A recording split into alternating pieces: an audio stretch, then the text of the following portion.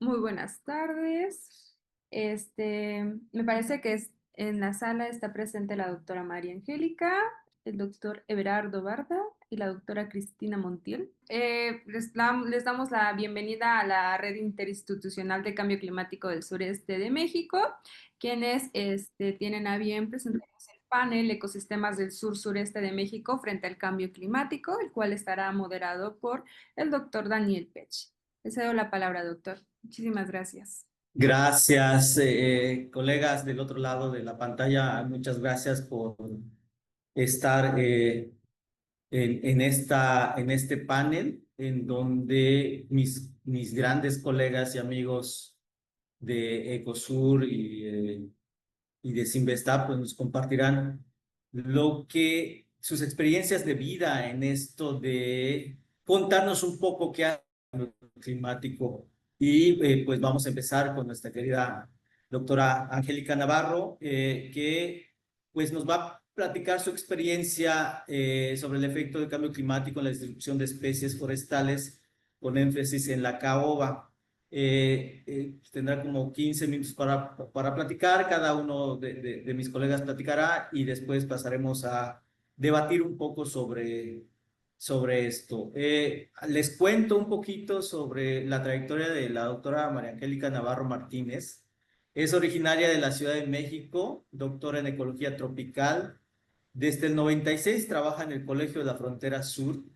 Ha realizado investigaciones sobre la ecología de árboles y selvas de la península de Yucatán. Es autora y coautora de diversas publicaciones sobre ecología de poblaciones y comunidades forestales tropicales, diversidad arbórea y silvicultura, así como dinámica de cambio de usos del suelo y manejo forestal. Y ha formado alrededor de 50 estudiantes de doctorado, maestría y licenciatura en todas las instituciones educativas de Quintana Roo y de otras universidades mexicanas.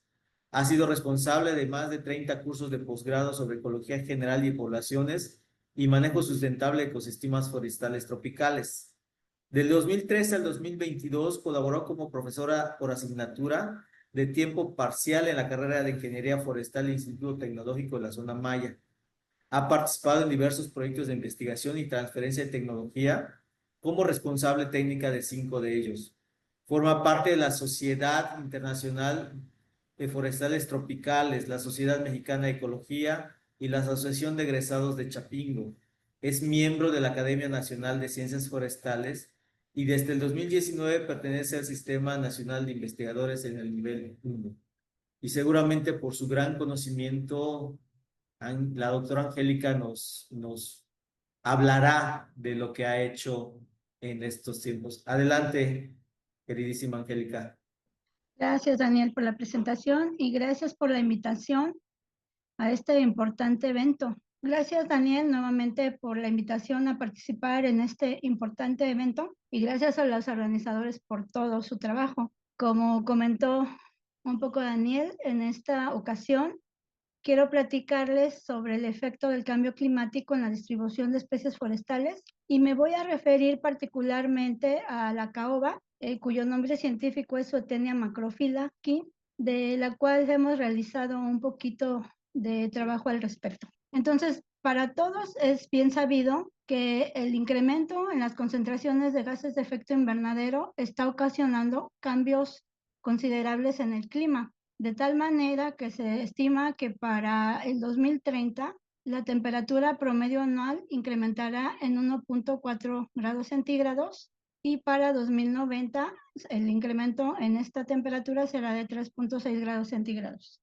mientras que la precipitación sufrirá una disminución de 5.5% a 7% en este mismo periodo. Se sabe también que la temperatura y la precipitación determinan la distribución y la abundancia de las especies y los ecosistemas y por lo tanto se espera que el cambio climático afectará la distribución de especies forestales y sus hábitats en el futuro, ocasionando migraciones de especies hacia mayores altitudes u otras latitudes e inclusive se ha hipotetizado que habrá posiblemente la pérdida total o parcial del área de distribución original de algunas de las especies e inclusive la pérdida de poblaciones locales o de especies. Entonces, les comentaba dentro del contexto del tema, pues que todos sabemos que el incremento en la concentración de gases de efecto invernadero está ocasionando grandes cambios en el clima, ya les daba algunos datos, y pues sabemos también que la temperatura y estos cambios determinan la distribución y la abundancia de las especies y los ecosistemas, y por lo tanto se espera que el cambio climático afectará la distribución de especies forestales y sus hábitats, ocasionando la migración de especies hacia mayores altitudes u otras latitudes, e inclusive se habla de la desaparición total o parcial de áreas de distribución de algunas especies, inclusive de poblaciones locales o totales. Bueno, en los últimos años se han desarrollado diversas investigaciones que tienen que ver con la distribución de especies forestales y el cambio climático. En general, los estudios se han realizado principalmente para especies de clima templado como son los pinos, los sabies y quercus. Sin embargo, para el caso de las especies tropicales, de la revisión que hice, solamente logré encontrar 3 publicaciones para el caso de la caoba, que es el tema del que vamos a abordar más adelante, y solamente 1 para el cedro rojo. Entonces, pues sigue siendo todavía muy escaso el conocimiento en esta área. Y la principal finalidad de estos estudios, pues por un lado, ha sido conocer los patrones de distribución natural de las especies y en algunos casos de los ecosistemas, y simular el efecto del cambio climático sobre las modificaciones en el área de distribución original. Y ahí, en la parte baja, pues les presento algunos de los estudios que revisé con relación a este tema.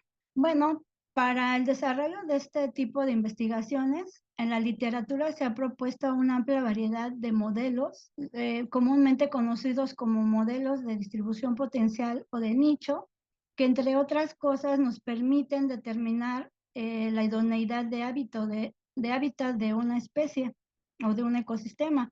Entonces, en esta imagen pueden ver todos los modelos que se han ido propuesto y que han ido evolucionando en el tiempo.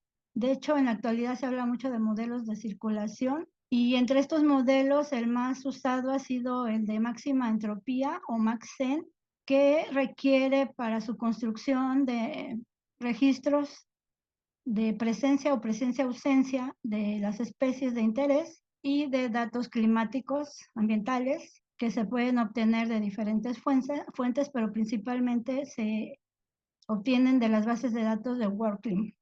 Vamos a entrar ahora en materia, y como ejemplo de los estudios que se han realizado sobre este tema, les voy a platicar sobre uno que desarrollamos en el 2019 con un estudiante de la maestría en relación a la caoba, a Suetenia macrophylla, que es un árbol que alcanza hasta 30 metros de altura y 1.5 de diámetro a la altura del pecho. Sin embargo, en la actualidad estos tamaños cada vez son más escasos debido al aprovechamiento, ya que esta especie ha sido extraída de sus hábitats naturales desde hace más de 300 años. La especie ha sido incluida desde el 2003 en el apéndice 2 de CITES, lo que significa que para la exportación de su madera se requiere cumplir con ciertos requisitos que den muestra de su aprovechamiento sustentable. Desde 1980, esta especie ha sido considerada como la guía de los aprovechamientos forestales en Quintana Roo particularmente, y un poco en Campeche. ¿Y qué significa esto? Que con base en esta especie es con la cual se definen criterios técnicos para el aprovechamiento. Entonces, como comentaba, esta especie ha sido aprovechada casi únicamente por más de 300 años, pero a partir de los 80, con el Plan Piloto Forestal de Quintana Roo, se han incorporado al aprovechamiento 23 especies más. Sin embargo, esta sigue siendo la especie a la fecha más extraída de su hábitat natural. Como podemos ver en esta imagen, la distribución mundial de la caoba pues es muy amplia y va desde el norte de Veracruz en México hasta Bolivia y Brasil. Sin embargo, en los últimos años, más o menos en los últimos 30 años, se sugiere que se ha perdido aproximadamente el 30% de la distribución, del área de distribución natural de esta especie. Y es por ello que surgió nuestro interés en hacer el estudio del que estamos comentando. El objetivo fue conocer el hábitat idóneo de la caoba en México y simular el efecto del cambio climático en su distribución a partir de la generación de modelos en 3 escenarios de cambio climático que son presente, 2050 y 2070. La hipótesis fue que las condiciones de sequía extrema ocasionadas por las modificaciones en los patrones de temperatura y precipitación reducirán el área de distribución natural futura de la especie en México. Para ello, como tradicionalmente se hace, usamos como fuente principal de información 273 de 623 registros de presencia en México a partir de las bases de datos del Inventario Nacional Forestal del periodo 2009-2014, que era el que estaba disponible hasta el momento del estudio. Y como fuentes secundarias, las bases de datos de 19 variables bioclimáticas de WorldClim, particularmente relacionadas con la precipitación y la temperatura, y también información de la edafología obtenida de las bases de INEGI. Asimismo, se construyó un modelo de circulación general y se usaron las emisiones de concentraciones de CO2 representativas para los escenarios de 2050 y 2070. Además, como comentaba, el algoritmo de Maxent en su versión 3.33 para la generación de los mapas de idoneidad presente y futuros. ¿Y qué fue lo que encontramos? Pues lo que encontramos es que las variables que presentaron la mayor aportación a los modelos para los 3 escenarios fue la edafología, con arriba del 30%, la estacionalidad de la precipitación y la temperatura estacional. Pues estos resultados parecen acordes con la idea de que la especie de manera natural, se sabe que la especie de manera natural tiene una alta plasticidad para desarrollarse en una amplia variedad y como nos lo muestra la distribución de la especie en el mundo, de condiciones climáticas y de suelo. Sin embargo, esta especie prefiere suelos profundos y bien drenados. Otro de los hallazgos es que para el escenario presente, la caoba presenta una superficie de hábito idóneo de casi 9 millones de hectáreas y que podemos observar en la imagen en el panel A, en donde vemos que la caoba se distribuye, bueno, que el modelo nos muestra la distribución potencial de la especie que está indicada en color verde desde Veracruz, Tabasco, Chiapas, Campeche, Quintana Roo y Yucatán, y corresponde muy bien con la distribución original de la especie para México. Para el escenario del 2050 encontramos que se tiene una pérdida de aproximadamente el 40% de la superficie idónea de la caoba y lo podemos ver en el panel, en la figura, en el panel B de la figura, que está representada por ese color rojo. Entonces podemos observar ahí que prácticamente el modelo sugiere que para el 2050 se perderá pues la mayor parte del área de distribución de la caoba en México, siendo Quintana Roo y Campeche los que mantienen las mayores condiciones idóneas para el desarrollo de la especie y que también, como podemos ver en el panel en el presente, es el área en donde se presenta la mayor superficie de condiciones adecuadas para el desarrollo de la especie. En el panel B podemos observar, C, podemos observar que de 2050 a 2070 hay una pérdida adicional de aproximadamente el 13% del hábitat idóneo de la caoba y como se ve ahí, el color rojo, pues prácticamente es en el estado de Campeche. Haciendo el análisis en todo el periodo del presente a 2070, entonces en el cuadro 3, ahí en la imagen, pues podemos ver que durante ese periodo se pierde aproximadamente el 50% del área idónea de la especie en México y que es Quintana Roo el que mantiene aproximadamente el 50% de las condiciones adecuadas para el desarrollo, crecimiento y sobrevivencia de la especie en Quintana Roo. Y estos resultados coinciden con lo obtenido por Navarro Martínez y colaboradores en 2018, quienes encuentran que en la península de Yucatán aún existen una amplia superficie con condiciones adecuadas para el desarrollo de la especie. Entonces, en conclusión, podemos decir que en términos generales, los modelos de distribución potencial han sido útiles para la simulación del efecto del cambio climático y en general han sugerido una disminución de las áreas de distribución natural de las especies arbóreas estudiadas. Ya les decía, particularmente han sido especies de clima templado y sus hábitats. Para el caso particular de la caoba, pues observamos que pues en el presente, digamos, el hábitat idóneo de la caoba corresponde a casi 9 millones de hectáreas. Sin embargo, para el escenario del 2050 hay una pérdida de aproximadamente 40%, ya decíamos, lo que nos deja una superficie de poco más de 5 millones, perdón, de 5 millones de hectáreas de hábitat idóneo para esta especie, y para el 2070 el hábitat idóneo es de poco más de 4 millones. Entonces, otra conclusión es que en los tres escenarios las mejores condiciones de hábitat idóneo para la caoba se presentan en la península de Yucatán y, como decía anteriormente, particularmente Quintana Roo será el estado que mantiene las mayores condiciones. Y este resultado está un poco en contradicción con otro de los estudios que hicieron otros colegas del INIFAC, en donde ellos encuentran que el hábitat idóneo estará en Campeche. Finalmente, una de las conclusiones es que este tipo de información permite generar estrategias de conservación y aprovechamiento de la especie que aseguren su sobrevivencia y la de sus hábitats. Y bueno, también es relevante tener este conocimiento porque dado que la caoba es una especie, como ya comentaba, de las más aprovechadas en el trópico, se han intentado plantaciones con la finalidad de bajar la presión de la extracción de la especie de sus hábitats naturales.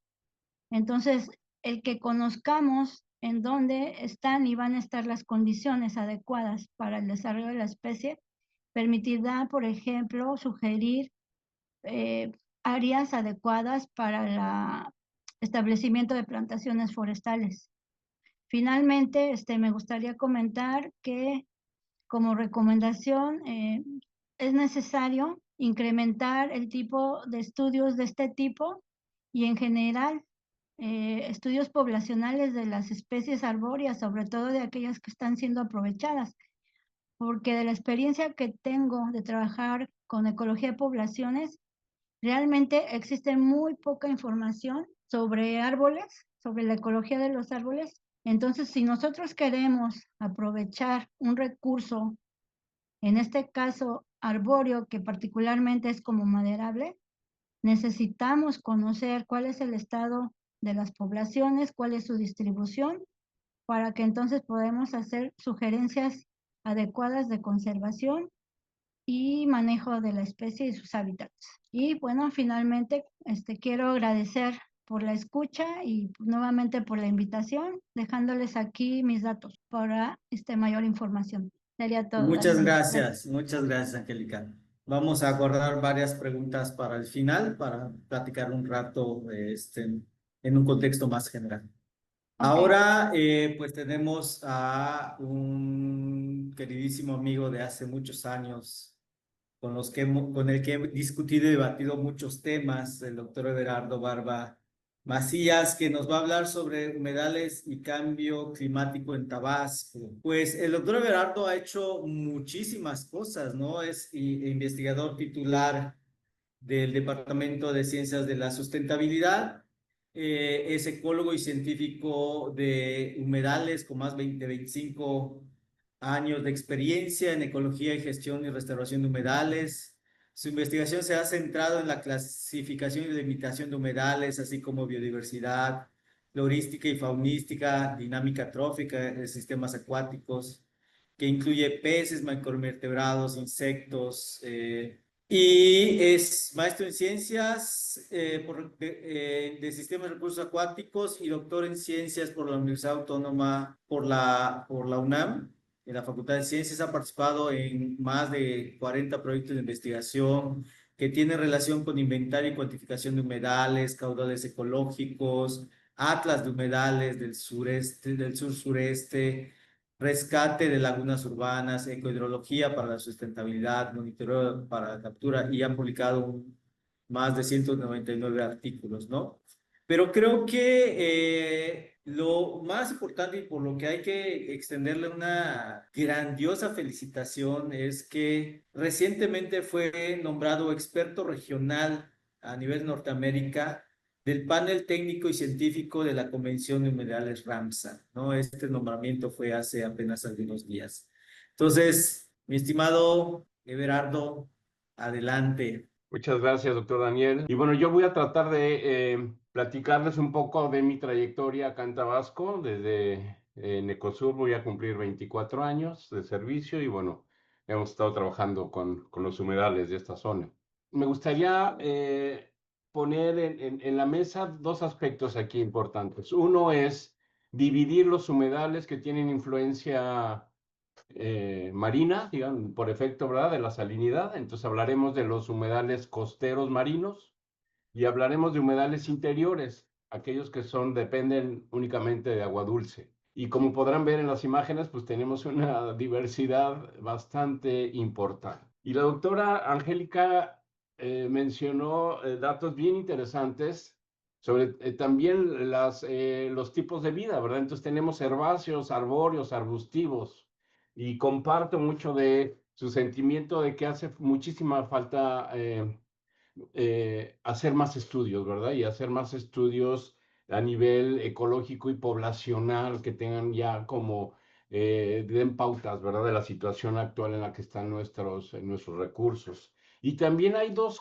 situaciones que, si hacemos en la búsqueda bibliográfica y en los análisis, si comparamos lo templado con lo tropical, también hace falta todos los que estamos en el trópico, pues intensifiquemos y busquemos estrategias para tratar de subsanar varios vacíos de información que tenemos.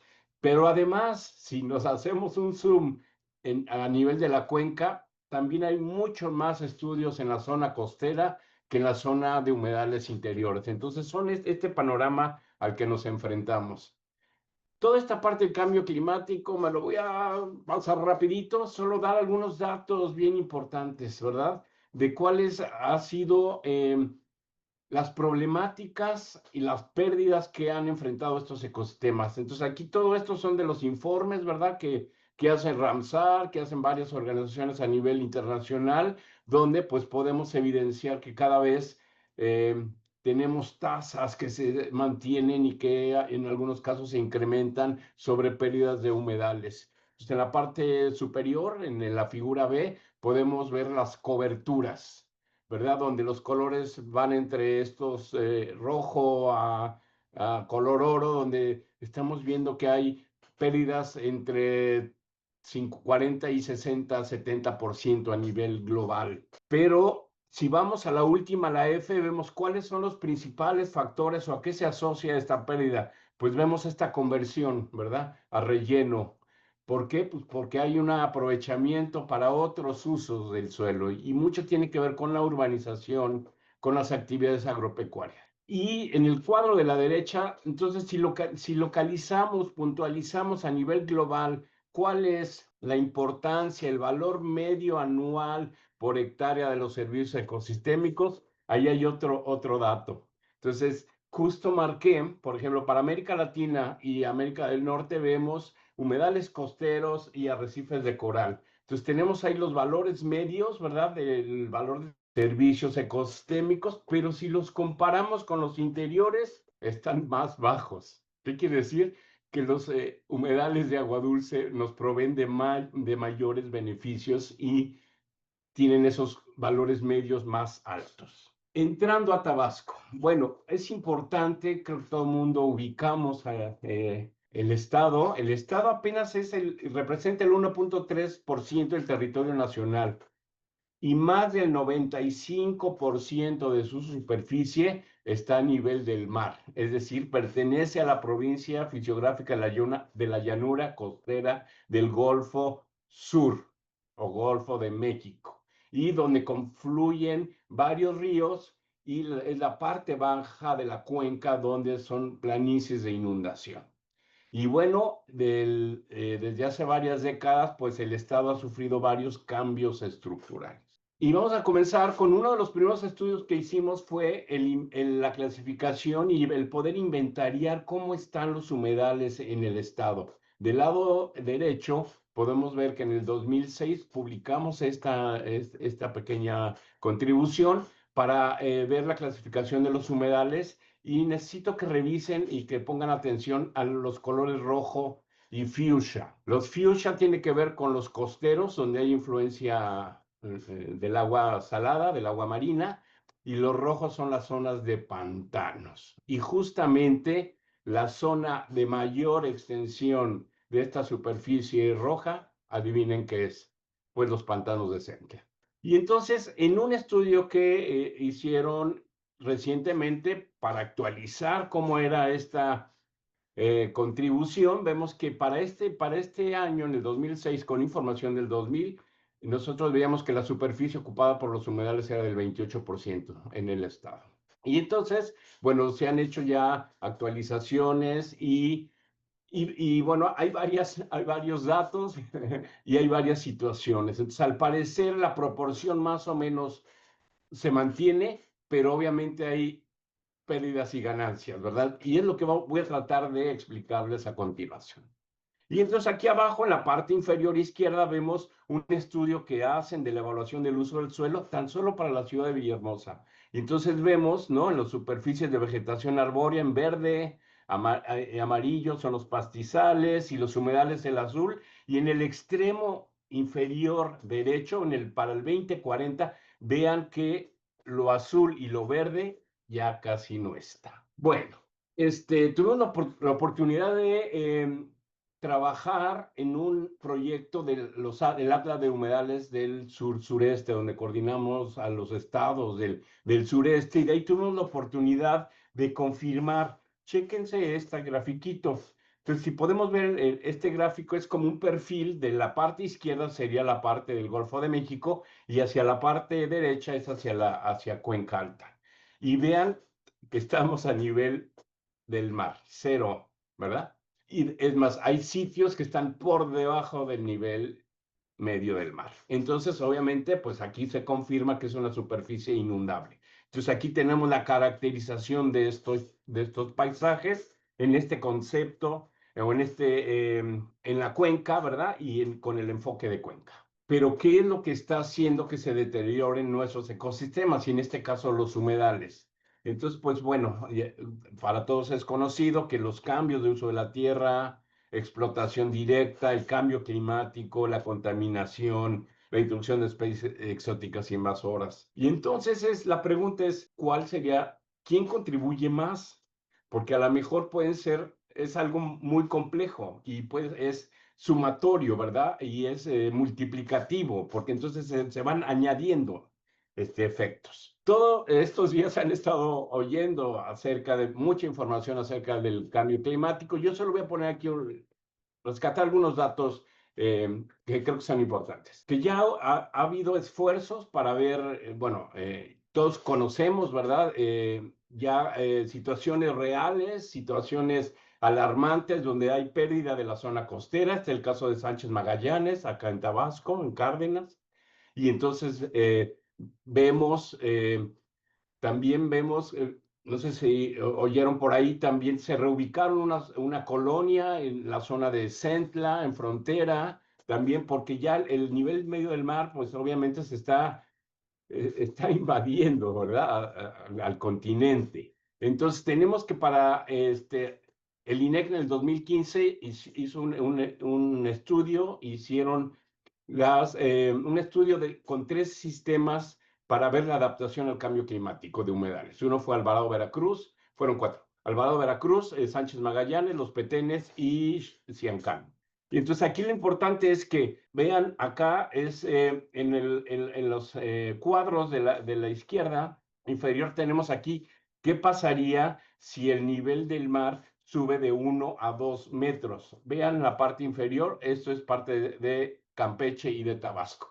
Media superficie se cubriría con agua salada. Y entonces, bueno, Landgrave y Moreno Casasola en 2012 ya habían hecho una evaluación de qué está sucediendo con los humedales a nivel nacional y por estado. Y bueno, también vemos esa tendencia que hay una presión muy importante hacia la zona costera por el desarrollo, ¿verdad? Pero también en las zonas interiores, la competencia por el espacio, pero también por el agua dulce.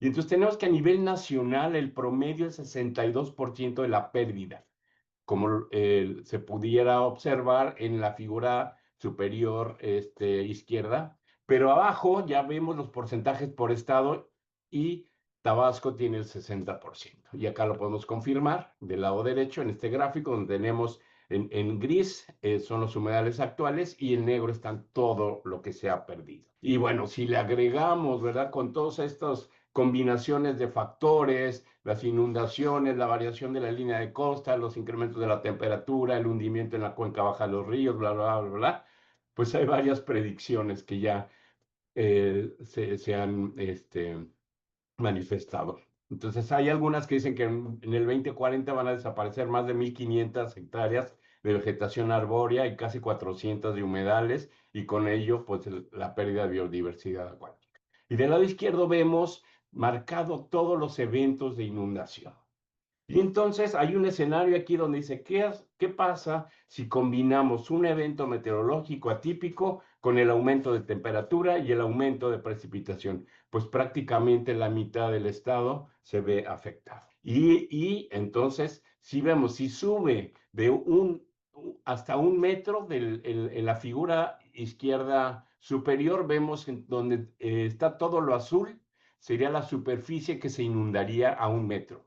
Y lo verde con 2 metros. Entonces estamos hablando de que el estado, al tener estas características, zonas bajas e inundables, pues obviamente es muy susceptible. Y del lado inferior derecho vemos cuál sería la vulnerabilidad del estado. Bueno, y entonces con este contexto y estos datos, bueno, entonces, ¿qué está pasando? ¿Quiénes están ganando? ¿Quiénes están perdiendo? Entonces, ¿se acuerdan que comenzamos con este esquemita de la cuenca entre costero e interior? Bueno, aquí vamos a hablar de dos humedales importantes en la parte costera, los manglares y los pastos marinos. En el caso de los manglares, aquí tenemos el lado izquierdo superior, un gráfico de Conavio donde nos dice cuál ha sido la superficie de los manglares desde el 72, que era casi 42,000 hectáreas, y en el 2020 casi 50,000 hectáreas. Es decir, ha habido un incremento de la superficie. Y sí, alguien va a decir, bueno, sí, pues eso son áreas protegidas, son especies protegidas, sí, pero están habiendo cambios en la salinidad, hay intrusión salina y hay cambios importantes en la zona costera. Y en la parte de abajo, entonces ya está más fino, cuál es la superficie real, actual, donde está ocupada por los manglares. Bueno, hay otros estudios, Hernández en el 2016, para el caso de esta zona de Cárdenas y Huimanguillo, que es para la parte de la costa. Entonces ven que los manglares en 1995 correspondían al 20% y en el 2008 al 25%. Resumen, hay un incremento de los manglares. Y bueno, con varios colegas hemos estado trabajando en ver, asociar estos cambios a nivel, porque de los factores más importantes para un humedal es el hidroperiodo, es decir, el agua y sus requerimientos, el tipo de suelo y obviamente la biota, y la biota es la vegetación. Entonces aquí tenemos varios estudios que hemos evidenciado la variación. En el artículo del medio analizamos 3 años de producción de hojarasca y su relación con las condiciones ambientales, temperatura y el hidroperiodo. Sí, son 3 años. No es un estudio, ¿no?, de 15, 20 años, que ojalá continuáramos para entonces sí ver, responder a estas preguntas de otras escalas de tiempo. Pero esto es bien importante porque obviamente pues nos confirma la relación entre estos cambios de precipitación, temperatura y la respuesta de la producción primaria de los manglares. Entonces, resumen, están aumentando. Pastos marinos. De los primeros estudios que hicimos fue en el 2000 y en la laguna Mecoacán, que es justo donde está nuestra refinería, ¿verdad? Entonces, para el año 2000, solo en el esquema superior izquierdo, tenemos las áreas donde solo encontramos pastos, que es en la parte hacia la boca y en la parte, digamos, oeste. Para el 2014 seguía esa misma proporción. ¿Qué pastos teníamos? Bueno, alodule y rupia. En el 2019 regresamos e hicimos un estudio más fino e hicimos un recorrido por toda la laguna. Oh, sorpresa. Vimos que la ampliación de esta especie ya era casi en toda la laguna. ¿Dónde? Bueno, donde está el verde son los manchones con alto, rojo es con medio, se sigue habiendo en la zona de la boca y en la zona oeste, pero en el resto de la laguna, en las márgenes, también encontramos. Y entonces, ¿a qué se puede deber? Bueno, pues hay varias cosas. Pues seguimos, ¿verdad? Utilizando estos cambios en temperatura, cambios en la salinidad, cambios en la profundidad y una disminución en los aportes de agua y aportes de sedimentos de cuenca alta. Entonces, aquí, en este último estudio, valoramos la cobertura, la distribución espacial y la biomasa en su distribución espacial y temporal. Entonces, bueno, además de los pastos, estos se cree que se pierden a nivel global de 1 a 2%, pero como no los vemos, es un cosmos que sí se requiere de que le entremos a trabajar. Y obviamente relacionado con los servicios que estos nos proveen. En el Congreso de Botánica que acaba de pasar acá en Villahermosa, vimos un caso similar de pastos marinos que se están presentando en la costa de Chiapas, en estas lagunas de la reserva de la Encrucijada, pues no habían registros de pastos marinos. ¿Qué sucedió? Que se están asolvando, está disminuyendo el tirante de agua, entonces hay más posibilidad de que la vegetación pueda implantarse y pueda tener la fotosíntesis, es decir, que la intensidad luminosa pueda llegar. Y entonces vemos el registro de cuatro especies que están ampliando o de dónde vinieron, cómo vinieron, ahí es una pregunta que tenemos que hacernosla, ¿verdad? Lo que sí es que no estaban hace 10, hace 20 años en estos sistemas, no había vegetación acuática sumergida. Tenemos dos especies de pastos, que es rupia marítima, Alodule wrighti, y dos especies de agua dulce, Potamogeton y Cabomba. Y regularmente estas son sus distribuciones hacia la cuenca atlántica. Bueno, esos son los costeros. ¿Qué pasa con los interiores?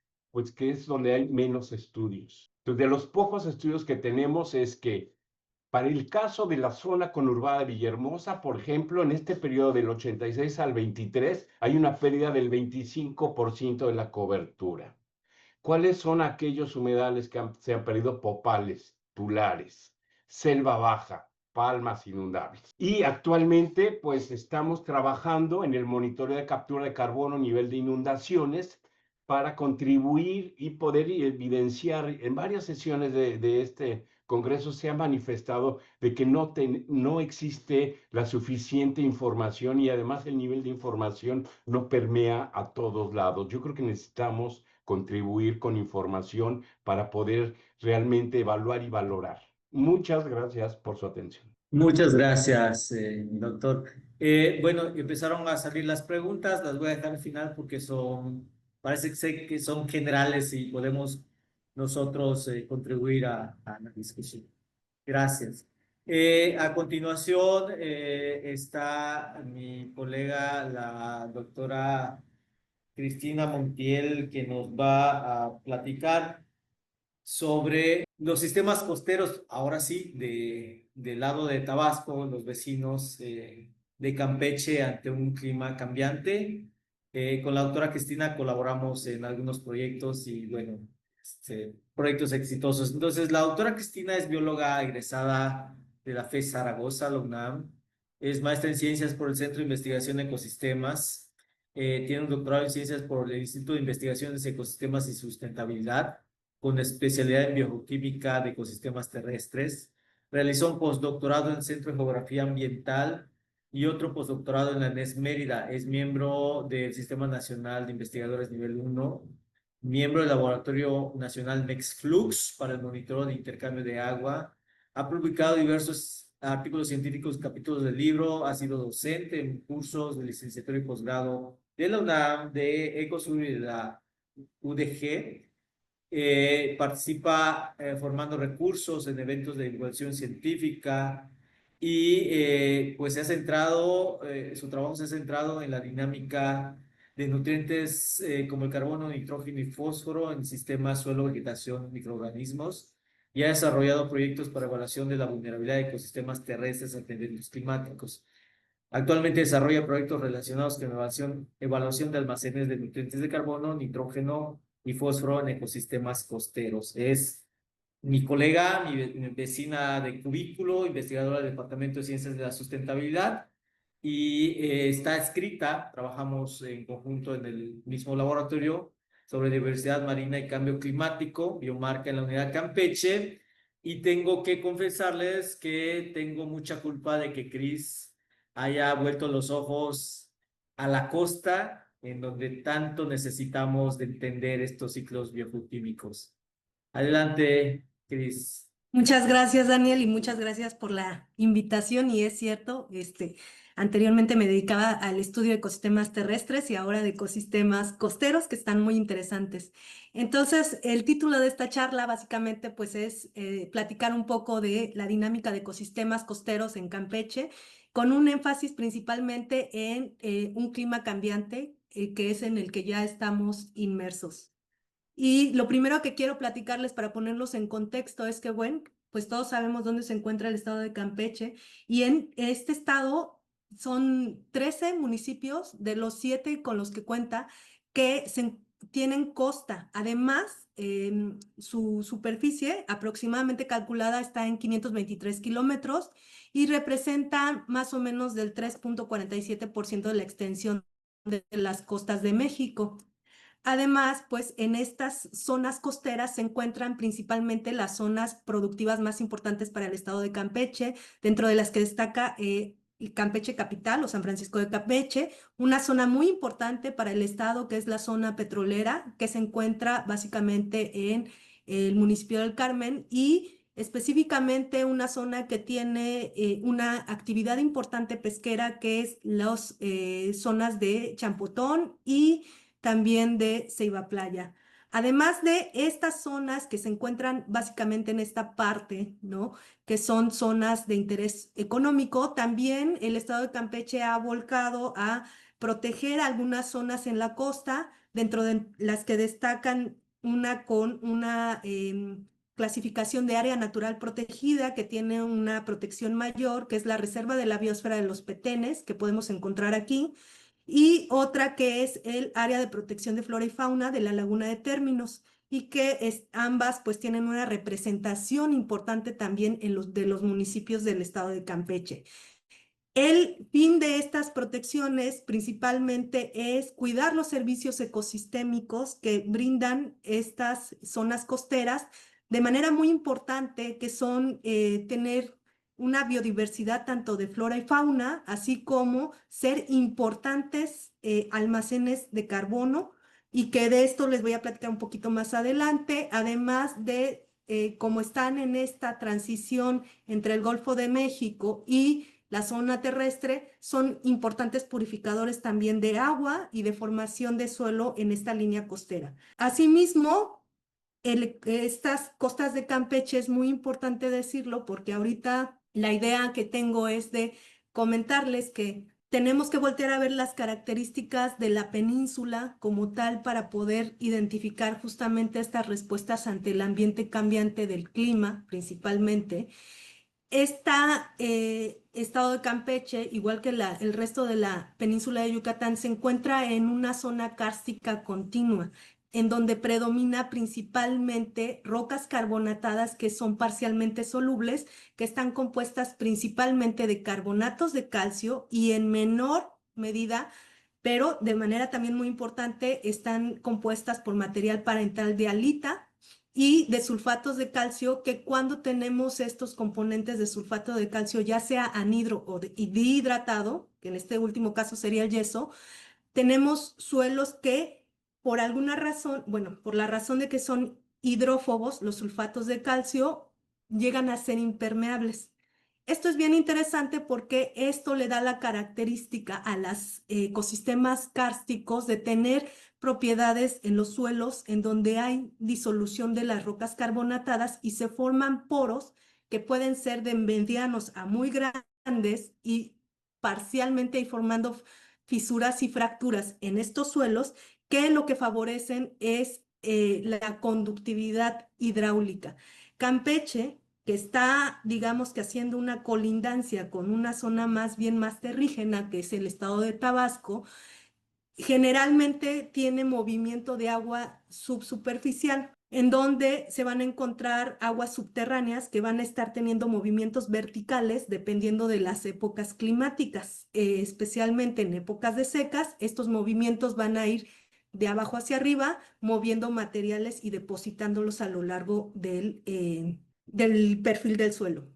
Ahora, esto es muy importante para los ecosistemas costeros porque particularmente la zona costera de Campeche cuenta con movimientos subterráneos que van desde la zona terrestre hacia la costa, en donde posteriormente hay zonas justamente en la parte marina, en donde van a estar habiendo surgencias de agua dulce por debajo, más que a diferencia de otros ecosistemas. Además, estas costas están representadas de manera muy importante o están representando en México extensiones largas de praderas de pastos marinos, como ya nos lo platicaba el doctor Everardo, dan continuidad a estas praderas y estas praderas se siguen hasta la parte de la península de Yucatán, además de que forman importantes zonas forestales de manglares y de marismas, y que todo esto está respondiendo a su gran capacidad de tolerancia tanto a salinidad, temperatura, radiación, pero también al movimiento de sedimentos de los que ahorita también vamos a platicar, y donde está fluctuando de manera constante el oleaje de manera diaria, pero también estacional.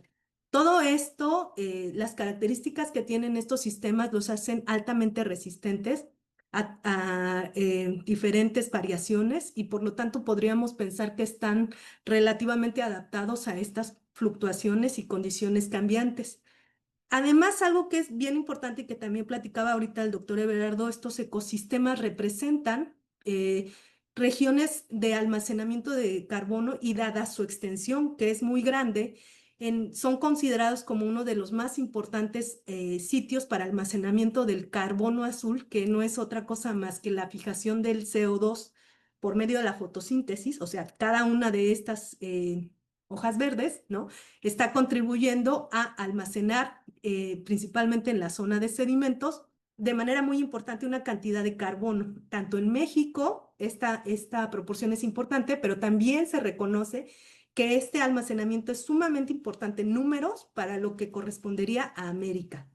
Y algo que es también importante destacar por la razón por la cual también Campeche tiene una vasta extensión muy estable de pastos marinos, se debe a la circulación de corrientes de las costas de Campeche, en donde nosotros tenemos una formación de una plataforma marina llamada Banco de Campeche, que también es una zona muy estable, en la que principalmente, en el caso de las corrientes, hay una incidencia muy importante que no depende de la estacionalidad, que es una corriente principalmente que es considerada la corriente o llamada corriente de lazo, y que hay también una corriente muy estable aquí, como la podemos ver, y que tiene incidencia directa sobre Campeche, que va hacia el oeste y que le da cierta estabilidad a nuestras costas, para hacer frente a todos los ciclones tropicales, ¿no? Que ahorita también lo platicamos.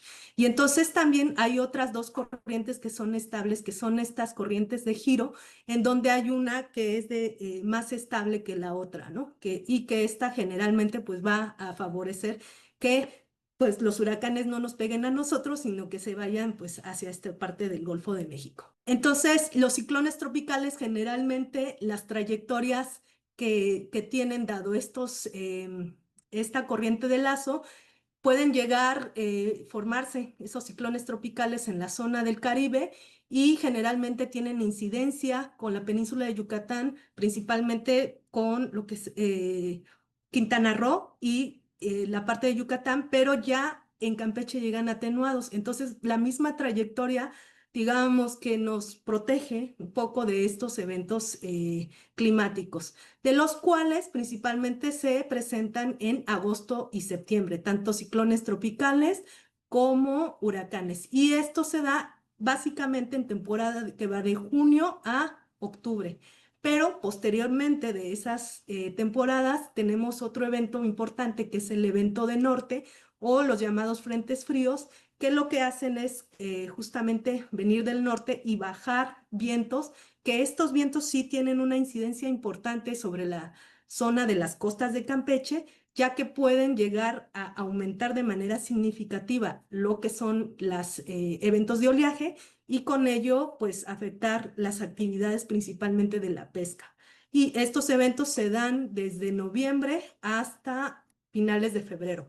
Con un estudiante hemos hecho una revisión del clima de Campeche, en donde observamos que si hablamos de un año normal con la definición de la Organización Meteorológica Mundial, nosotros podemos identificar que hay tres como eventos importantes o temporadas importantes que tienen incidencia en estas costas de Campeche, donde tenemos eventos que están en color como grisecito, que son de menores temperaturas que van desde noviembre y terminan hasta febrero del siguiente año, o sea, estos meses, que son básicamente secos, en donde se dan estos eventos de frentes fríos y que son muy importantes observar aquí los aumentos de los oleajes y que también hay posteriormente otra temporada, que es la temporada de más calor, en donde aumenta la temperatura de manera significativa.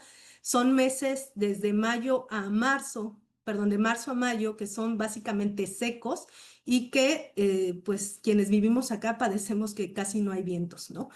Y una tercera temporada, que esta es como de las más activas para nuestras costas, en donde hay una mayor presencia de temperaturas, una mayor precipitación. De hecho, inician las lluvias en junio, luego viene una temporada reconocida como de huracanes, de la que ya platicábamos, que es de septiembre a octubre, principalmente los eventos más sobresalientes.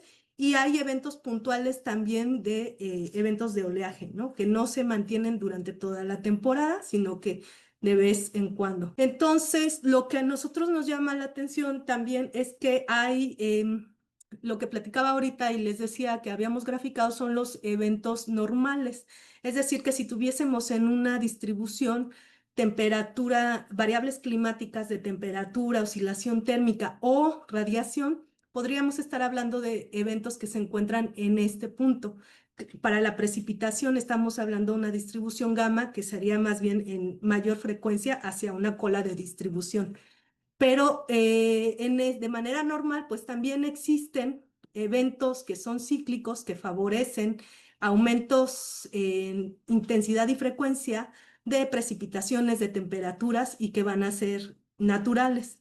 Lo que está pasando y que estamos viendo con la incidencia ahora de algo que son los eventos climáticos extremos que están aumentando en no solamente su comportamiento promedio, sino también el aumento de la frecuencia y de la intensidad, es que están llevando a los sistemas a umbrales críticos para su funcionamiento y para su estructura. O sea, están poniendo, digamos, a prueba o representan una amenaza importante tanto en ecosistemas naturales como en socioecosistemas.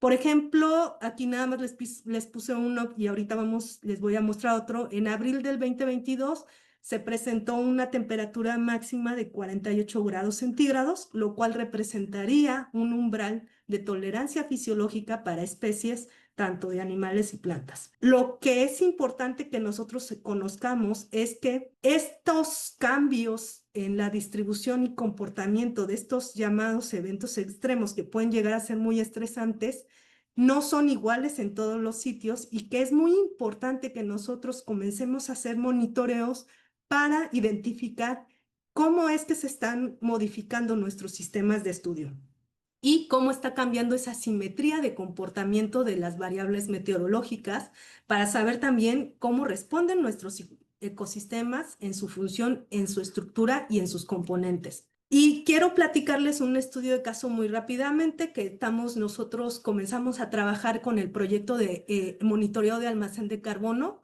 en el 2024, el año pasado, con unas estudiantes, y justamente en la época en la que íbamos a salir a muestrear, pues cae el huracán Milton. El huracán Milton, si ustedes lo recuerdan, comienza en las costas del Caribe, se forma como tormenta tropical y muy rápidamente sube a categoría 5. Pasa por las costas de Mérida, de Yucatán, y cuando llega a la parte de Campeche, afortunadamente no toca tierra.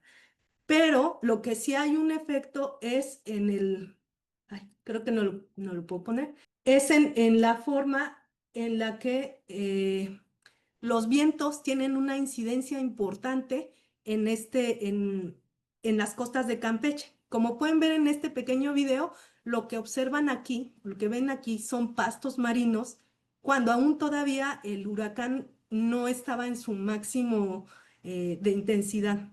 Lo que pasó al día siguiente es que a lo largo del malecón de Campeche, que es lo que veían hace un rato, se depositan una gran cantidad de kilogramos de pastos marinos que fueron sacados justamente por la intensidad de los vientos en este huracán. Cuando nosotros vamos a muestrear justamente en unos días después, porque claramente pues teníamos bandera para no poder salir en las costas y que no solamente afectaba a nuestro estudio, sino a toda la actividad pesquera que se detuvo, vamos a las zonas de manglar y observamos justamente que tenemos pastos marinos incrustados en los manglares, ¿no? En cantidades sorprendentes, digo, entonces, lo que comenzamos a hacer es justamente el monitoreo de lo que estaba ocurriendo aquí. Comenzamos entonces con los trabajos de medición en los ecosistemas tanto de manglar, que aquí estamos observando las propiedades físico-químicas del agua intersticial de los suelos y sacando núcleos de suelo. Y también monitoreamos, medimos los pastos marinos en biomasa y en núcleos de pastos marinos. Ahora, lo que yo quiero promover aquí también es como no les voy a mostrar la conclusión, nada más les voy a presentar este primer avance que tenemos porque nuestras estudiantes apenas van a publicar.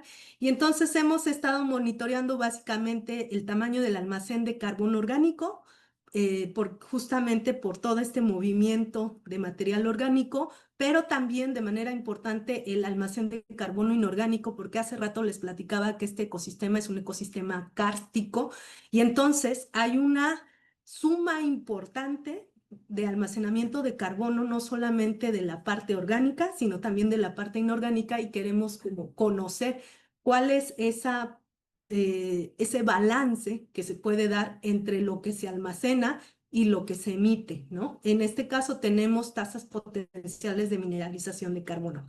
Les decía, no les voy a dar la conclusión porque esto apenas lo vamos a publicar y más bien los voy a exhortar a que revisen las publicaciones de las estudiantes del siguiente año. Y también tenemos el monitoreo de los pastos marinos, de cuánto carbono está contenido tanto en la parte de sedimentos como en la parte de la biomasa radical y vegetal. La conclusión de esto es que pues tenemos que comenzar a sí ser muy conscientes de que los eventos del clima cambiante se deben a cuestiones naturales, pero y también el efecto del cambio climático, las concentraciones de gases de efecto invernadero y que hoy en día ya tenemos herramientas proxy que nos están ayudando a hacer estos escenarios a grandes escalas pero que es sumamente importante, especialmente para sitios como Campeche, que nosotros generemos información que nos permita hacer validaciones por medio de monitoreos y podamos identificar esas asimetrías que veíamos en los cambios de clima, cómo es que los ecosistemas en estructura y función están respondiendo específicamente a esas asimetrías. Y pues nada más me queda agradecer a todas las instituciones y a todas las personas que están involucradas, compañeros estudiantes e investigadores. Y eso sería todo. Gracias. Gracias, Cris. Hay una serie de preguntas. Creo hay una pregunta sobre si se conoce cuánto carbono azul hay en las costas. Bueno, ya la doctora Cristina les dio los primeros indicios y fuera de eso, pues no hay mucho. Pero hay una pregunta que es para todos, ¿no? Es de Enrique Serrano, nuestro colega Enrique Serrano.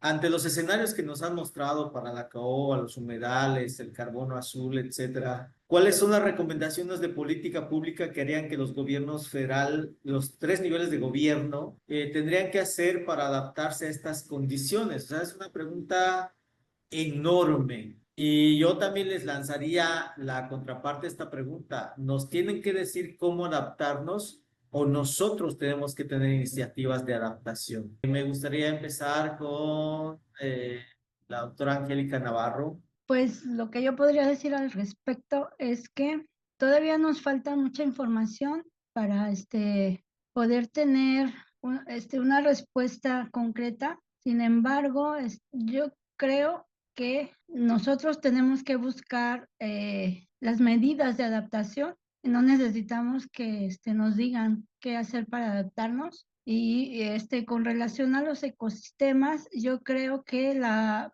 vulnerabilidad de tanto los ecosistemas como las especies, particularmente las especies, va a depender de cómo están las condiciones demográficas de cada una de ellas. Por eso yo decía que me parece que hace falta mucha información con relación a los estudios poblacionales para poder contar con información más precisa de cuál es el estado de las poblaciones, particularmente en mi caso podría referirme de las especies forestales, porque conozco realmente muy pocos estudios de ecología y de dinámica poblacional en el mundo. Realmente, yo que sí he estado haciendo revisión de estudios poblacionales para el caso de los árboles, realmente son muy contaditos. Y por ejemplo, para el caso de especies como la caoba, sin escucharme presuntuosa, creo que el estudio que yo realicé para mi doctorado de la dinámica poblacional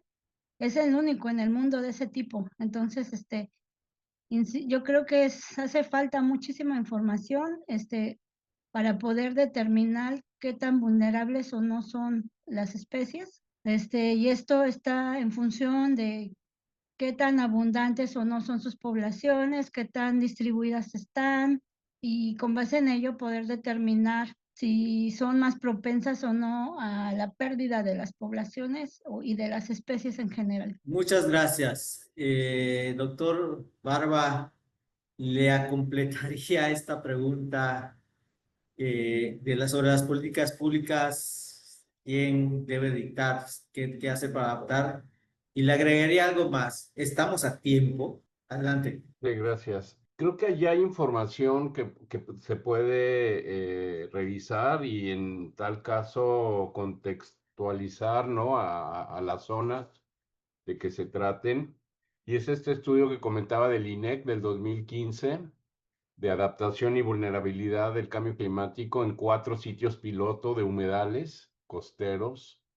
Y bueno, tiene que ver con un reordenamiento, o sea, un reordenamiento de las personas y de las actividades que hacen las personas en esa zona. Y de ahí, pues obviamente, pues implica ¿no? A todos los órdenes de gobierno, porque entonces es una reorientación socioproductiva, ¿verdad? Del ecosistema y de su aprovechamiento. Entonces yo creo que ya hay algunas cosas, ya hay al menos la parte general, y yo creo que sería bueno hacerlo el ejercicio para cada zona, ¿no? Para ver cuáles son lo más destacable.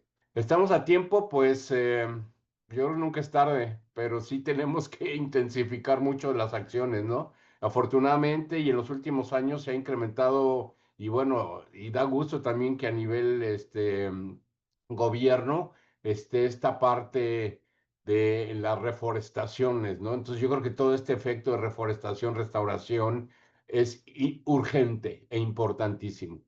Y a lo mejor no es suficiente, pero sí puede hacer la diferencia. Entonces yo creo que vamos lentos, pero ahí van las acciones. Gracias, Eduardo. Cris, le agrego algo más. Ya nos dijeron que probablemente estemos a tiempo y que hay cosas que se hacen, pero le agrego algo más. ¿Cómo le enseñamos a la gente? Es decir, estas fotos de los pastos sobre los manglares que van a aportar carbono y que no se sabe y que no se ha cuantificado. ¿Cómo les decimos a todos, a los diferentes niveles, uno a la población en general, estudiantes, y a los que hacen las normativas sobre carbono, los que están trabajando sobre estas normativas de carbono azul? ¿Cómo les decimos esto? Adelante. Yo creo que una parte importante podría ser subirlos a la lancha, ¿no? Y llevarlos a que pues sus pies toquen, ¿no? Y que vean justamente pues más allá de lo que nosotros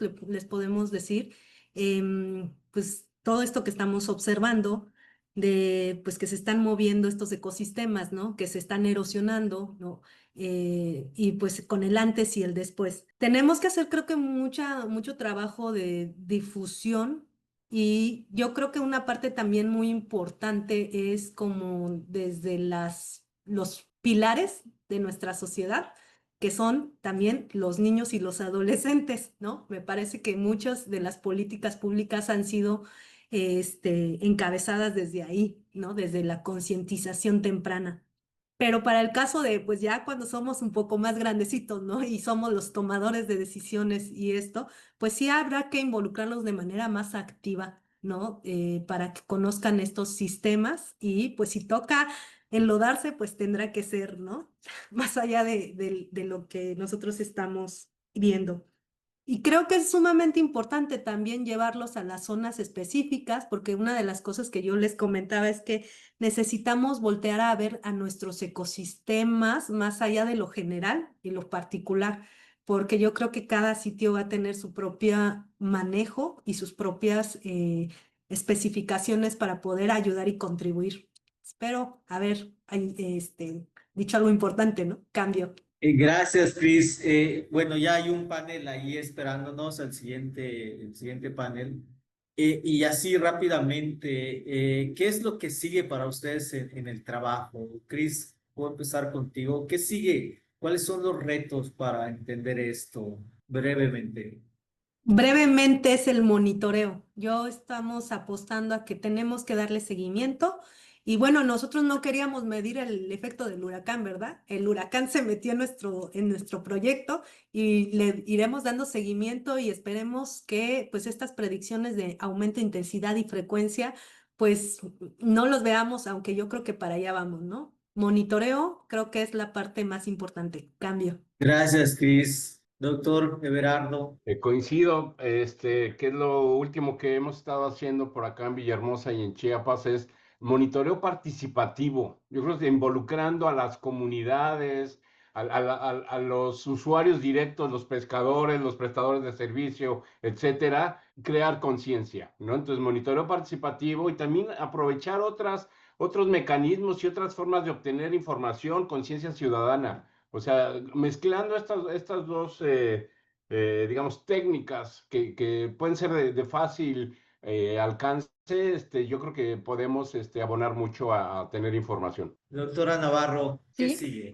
pues desde mi punto de vista, continuar con los estudios relacionados con el efecto del cambio climático en los ecosistemas. De hecho, acabamos de hacer una propuesta para una postdoctorante que ojalá tengamos éxito, cuya finalidad es justamente eso, que ella haga una evaluación del impacto del cambio climático en las selvas de la península de Yucatán, en la selva maya particularmente. Entonces, pues continuar con el incremento del conocimiento del cual todavía tenemos muchos vacíos. Y coincido tanto con Cristina como con Everardo que el monitoreo es fundamental. Es fundamental llevar a cabo estudios a largo plazo para poder tener pues el conocimiento de cuál es la dinámica de cómo están funcionando los ecosistemas. Pues muchísimas gracias por su tiempo, por ilustrarnos con esto. Alina, creo que, Cris, en un minuto, ¿qué efecto tiene la roca kárstica en el tipo de suelo? ¿Lo vuelve arcilloso o arenoso? Así rápidamente para no dejar a nuestra colega con la duda. Pues más como limoso. No es arcilla porque no viene de un material parental que tenga muchos silicatos, más bien es sedimentario, entonces es más bien entre limoso, arenoso. Cambio. Gracias. Bien, si pudiesen poner sus correos en el chat por si alguien tiene preguntas directas, sería como genial. Y con esto último, pues cerramos esta parte. Les agradecemos mucho a cada uno de los que están del otro lado de la pantalla haber estado atentos a lo que nuestros colegas nos han platicado. ¿Vale? Muchas gracias. Buenas tardes desde Chetumal, desde Campeche, desde Tabasco. Saludos. Muchísimas gracias. Agradecemos a la Red Interinstitucional de Cambio Climático del Sureste de México por este panel. Asimismo, agradecemos a todas las personas que nos acompañaron con este panel que cierra el día de hoy y los invitamos a nuestro cuarto día del Congreso, el día de mañana, en punto de las 10 de la mañana. Muchísimas gracias. Bonita noche.